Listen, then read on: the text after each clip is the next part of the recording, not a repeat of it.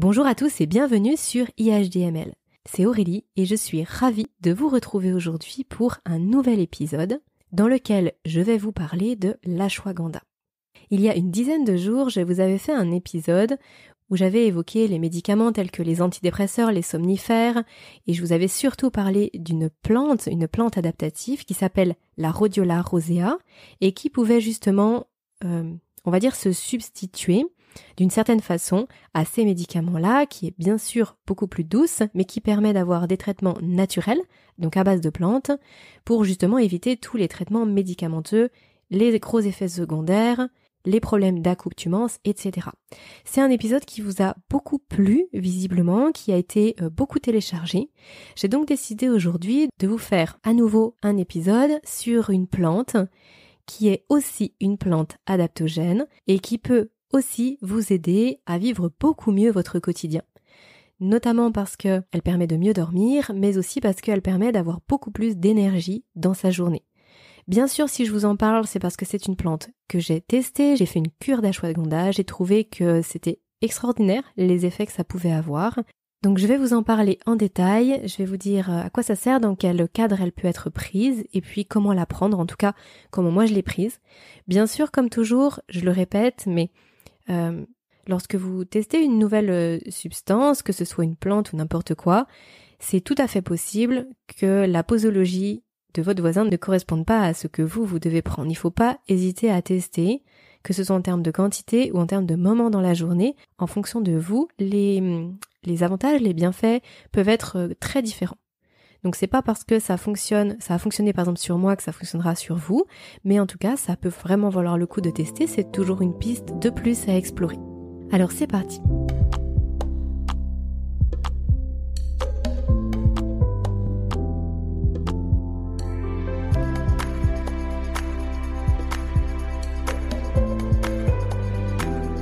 L'ashwagandha est aussi appelée Withania somnifera ou aussi ginseng indien. Vous pouvez la trouver sous ces différents noms. De base, ce n'est pas une plante qui permet de dormir. Ce n'est pas un somnifère, ce n'est pas une plante que vous prenez et pouf, dans la demi-heure, vous dormez. C'est pas du tout ça. Elle est réputée pour ses pouvoirs revitalisants, fortifiants pour l'organisme, mais aussi pour sa capacité à gérer le stress, l'anxiété. Et de par ces différentes propriétés, ça va permettre d'avoir un sommeil qui est à la fois plus récupérateur et qui arrive plus facilement. En tout cas pour les personnes qui souffrent d'insomnie de début de nuit, ça peut vraiment être très intéressant. Et au-delà de ces effets favorables sur le sommeil, par effet boule de neige à ce que je vous ai dit, elle va aussi avoir des effets très favorables sur la mémoire. Ça fait des milliers d'années qu'elle est utilisée en Ayurveda. Vous savez, l'Ayurveda, c'est la médecine traditionnelle et ancestrale indienne qui est d'ailleurs de plus en plus reprise aujourd'hui parce qu'il y a des choses qui sont utilisées depuis des milliers d'années qu'on a complètement laissées de côté et finalement on se rend compte aujourd'hui que finalement c'était plein de bon sens et que ça fonctionnait très très bien. Je vous parle là en Occident.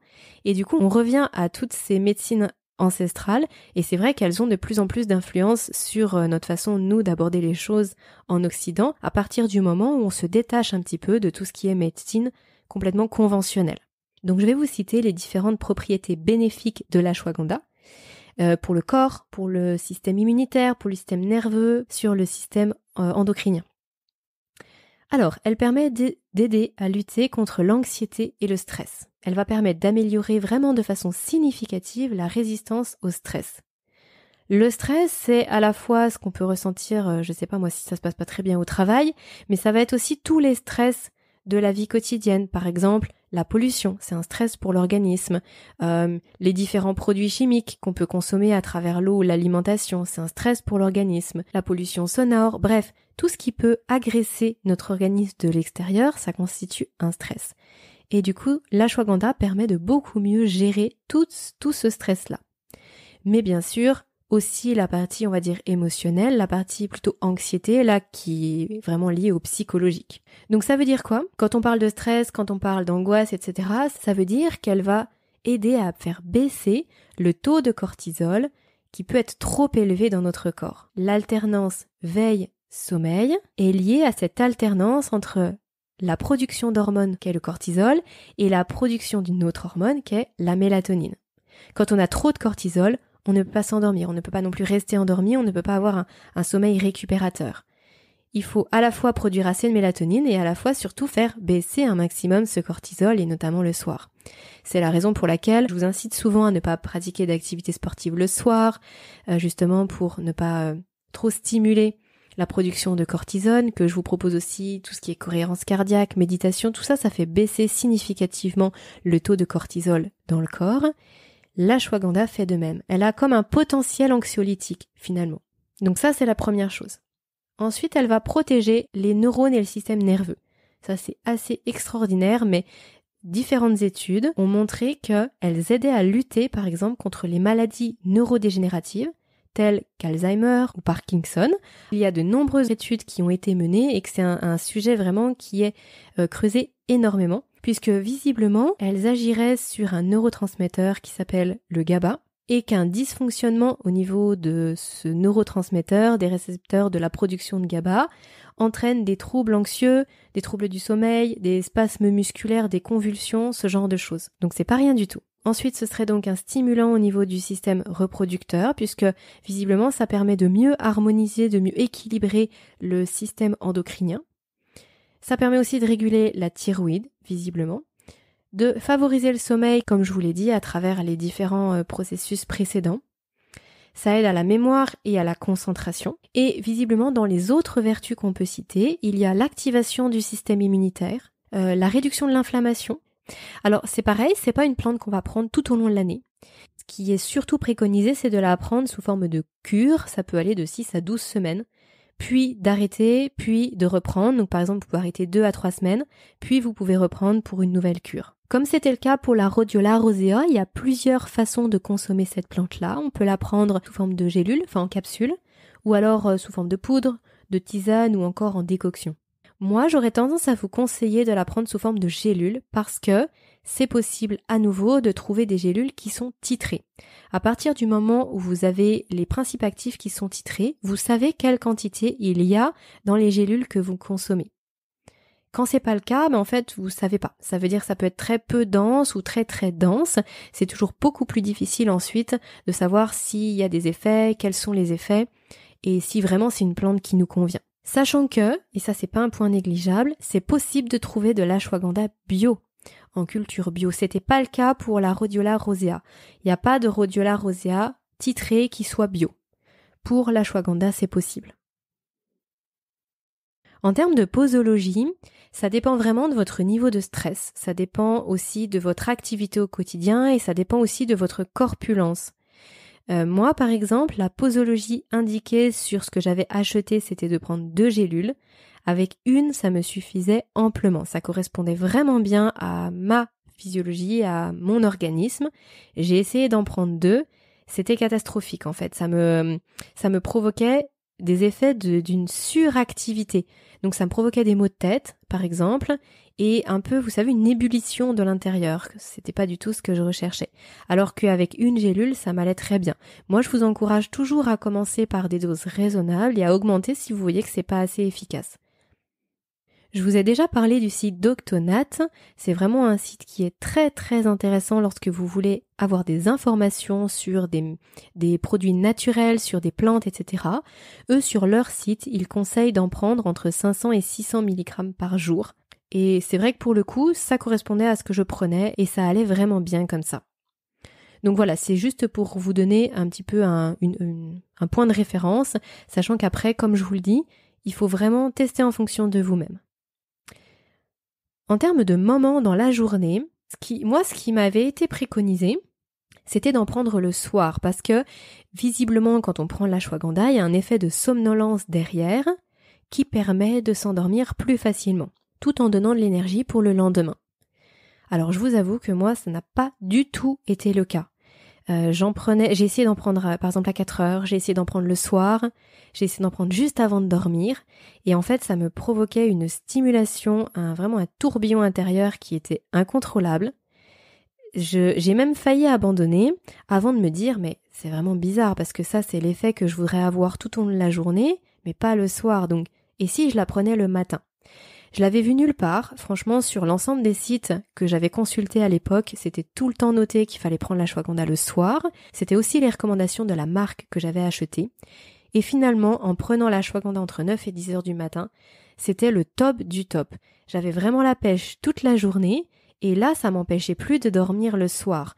Donc moi je vous conseille encore une fois de tester en fonction de vous, mais si vous êtes comme moi très sensible aux plantes, c'est possible que vous la supportiez beaucoup mieux le matin que le soir. Donc ça, ce sera à vous de voir. L'ashwagandha n'est pas, selon moi, la meilleure des plantes pour dormir, réellement pour juste le sommeil. Je trouve que ça aide, mais comparé par exemple à la rhodiola, alors là je vous parle vraiment que de mon expérience personnelle, bien sûr. Après, comme je vous disais, chacun peut être différent, mais n'empêche que ça vous permet d'avoir une piste à explorer. Et en ce qui me concerne, la rhodiola me faisait faire des bien plus longues nuits que l'ashwagandha. Cela dit, j'avais peut-être un petit peu moins de sommeil profond avec la rhodiola qu'avec l'ashwagandha.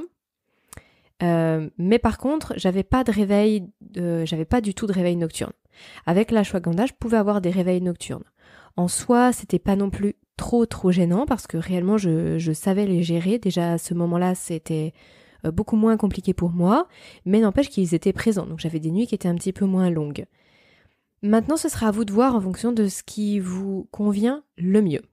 Moi, je vous conseillerais vraiment l'ashwagandha si, par exemple, vous êtes dans une période difficile avec beaucoup de nuits d'insomnie et que vous avez vraiment une échéance très importante au niveau professionnel, au niveau familial, personnel, peu importe, et que vous avez vraiment besoin d'énergie dans la journée. Rien ne vous empêche de prendre, par exemple, de la rhodiola, de prendre, je sais pas, du tryptophane, de prendre des fleurs de bac pour la nuit, pour les réveils nocturnes si toutefois vous en avez, et de prendre l'ashwagandha plutôt le matin si ça vous convient, pour avoir plus d'énergie dans la journée et du coup avoir plus de peps, avoir plus de vitalité. C'est vrai que moi je me rappelle quand j'ai fait cette cure-là, je me levais le matin, j'avais beaucoup moins de difficultés à me lever et j'étais beaucoup plus dans ma journée rapidement. Moi qui ai toujours besoin de beaucoup de temps pour émerger le matin, qui ai toujours plus ou moins le cerveau dans le brouillard pendant un certain temps tout au long de la matinée, là le brouillard se dissipait beaucoup plus vite, ce qui était vraiment très agréable. Donc voilà, c'est pour ça moi que je vous la conseillerais, plus pour la partie peut-être vitalité physique que pour la partie peut-être mentale, émotionnelle, déstress le soir. Ça je trouve que c'est encore mieux géré par la rhodiola. Et ce que je peux vous conseiller aussi par rapport à l'ashwagandha, c'est de la prendre sur un site français où vous pouvez vérifier vraiment la provenance de la plante, vous pouvez vérifier à combien elle est titrée et vous pouvez aussi vérifier tout simplement c'est plus facile en tout cas de vérifier le sérieux de la marque. Moi, à titre personnel, je prends presque tous mes compléments auprès de la marque NutriPure. C'est une marque française en qui j'accorde beaucoup de confiance par rapport à la qualité de leurs produits. Vous pouvez acheter aussi de l'huile de bourrage, des oméga 3, voilà, ils ont vraiment une gamme qui est très large et qui est aussi orientée sport. Mais ils ont aussi ces produits-là que sont la rhodiola rosea ou l'ashwagandha. Et comme ça me permet d'avoir des produits dans lesquels vraiment j'ai confiance. C'est important pour moi de ne pas prendre n'importe quoi, d'avoir des gélules qui sont vraiment faites de façon naturelle, où il n'y a pas de pesticides, de produits chimiques. Là par exemple, si je vous lis la fiche de l'ashwagandha, donc d'ailleurs je vais en profiter pour vous donner le prix, ça va vous donner un ordre d'idée. Pour l'ashwagandha, donc bio, dont je vous parlais, pour 60 gélules, c'est à 27,90 €. Alors comme je vous le disais tout à l'heure, sur le site, eux ils préconisent 2 gélules par jour.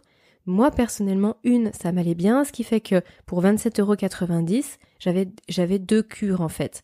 Donc 60 gélules d'ashwagandha, bio, titré à 5% de withanolide. Je sais pas si je le prononce bien, c'est écrit avec TH. Extrait de la racine d'ashwagandha, cultivé en agriculture biologique, extraction brevetée par chimie verte, sans solvant dans la tradition ayurvédique, etc. Donc vraiment sur la fiche produit, en plus voilà, c'est un produit qui est bien noté, 4,6 sur 5, qui du coup vu la quantité que je prends ne représente pas un trop gros investissement financier. Donc vraiment, et j'en suis très satisfaite. Pour la rhodiola rosea par contre elle est plus chère, alors j'ai pas le prix en tête, je vais vous la retrouver. Voilà, rhodiola rosea plus safran, c'est ensemble, donc le safran pour le coup est bio. C'est à 34,90 € pour aussi les 60 gélules. Donc moi c'est pareil, que j'en prends qu'une aussi, donc du coup ça fait 2 mois, mais n'empêche que c'est un petit peu plus cher. Dans tous les cas, je vous mettrai le lien du site dans la description si ça peut vous intéresser. Alors, je vais vous mettre le lien d'affiliation parce qu'en fait, en préparant le podcast et en regardant le fonctionnement de NutriPure, j'ai vu qu'ils proposaient du parrainage. Donc, je vais vous mettre le lien de parrainage parce que si vous êtes intéressé, du coup, vous gagnez de l'argent et moi aussi, donc c'est bénéfique pour tout le monde. Maintenant, je tiens vraiment à préciser que ce n'est pas la seule marque. Je vous dis ça simplement parce que c'est celle que j'utilise, mais je sais qu'il y en a d'autres et probablement d'autres très très bien.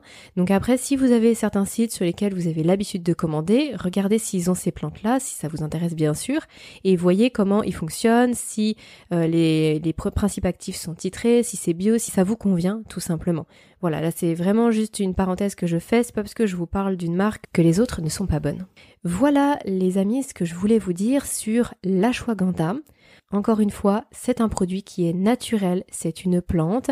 Ça ne veut pas dire que ça ne fonctionne pas, ça veut simplement dire que c'est plus doux et qu'il n'y a pas d'effet d'accoutumance.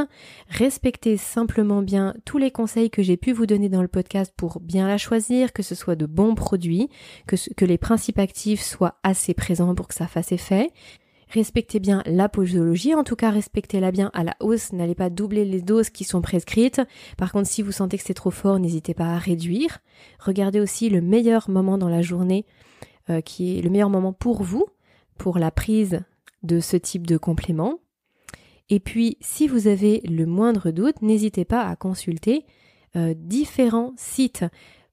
Pourquoi je vous parle pas de consulter votre médecin ou votre pharmacien? Déjà le médecin parce que si vous êtes comme dans ma région, là à la suite du Covid, il n'y a plus aucun médecin de dispo, donc prendre un rendez-vous pour dans 6 mois, ce serait presque dommage d'attendre. Mais bon après, si vous avez déjà un rendez-vous, vous pouvez toujours en parler à votre médecin. Et chez les pharmaciens, malheureusement, ils ne connaissent pas. Enfin, moi j'avais fait plusieurs pharmacies pour en trouver avant d'en commander en ligne à l'époque. Et à chaque fois on me disait, ouais, je sais pas, c'est peut-être bien, mais je connais pas, on vend pas ça. De toute façon, il y a toujours des nouvelles plantes.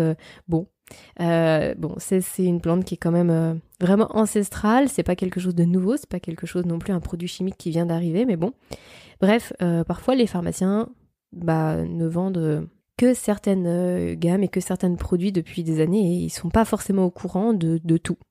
Donc il faut pas hésiter à élargir un maximum. Donc pour récapituler, l'ashwagandha, ça peut vraiment vous aider pour être plus dynamique, plus tonique, plus vous sentir mieux dans votre journée, beaucoup plus en forme malgré des nuits qui pourraient être un peu difficile, mais ça aide quand même énormément et moi j'ai trouvé que j'avais vraiment beaucoup plus de sommeil profond grâce à l'ashwagandha. Donc même si vous n'avez pas des nuits qui sont beaucoup plus longues, elles devraient être normalement de bien meilleure qualité. En tout cas, ce sera à vous de tester. Meilleure résistance au stress, ça c'est génial pour le boulot, pour des situations qui sont un petit peu tendues, pour des projets professionnels à mener, etc. Mais même dans la vie personnelle, familiale, gérer tout le quotidien, les enfants, etc. Ça peut vraiment être un soulagement pendant 1 mois, pendant 6 semaines, pour vous redonner un petit peu de peps. J'espère que ce podcast vous a intéressé. Si c'est le cas, n'hésitez pas à me mettre 5 petites étoiles, soit sur Apple Podcast, soit sur la plateforme de votre choix. Vous pouvez bien sûr partager le podcast, vous pouvez aussi le commenter. Et si vous avez envie de m'écrire, vous savez que vous avez directement mon adresse mail dans la description du podcast. Vous avez aussi la possibilité de vous inscrire à la newsletter. Dans la newsletter, je vous parle chaque semaine d'une thématique que je ne peux pas forcément aborder en podcast. Et je vous donne aussi les news du podcast, lorsqu'il y en a. Voilà les amis, je vous souhaite à tous le meilleur repos possible et je vous dis à la semaine prochaine pour un nouvel épisode. Portez-vous bien.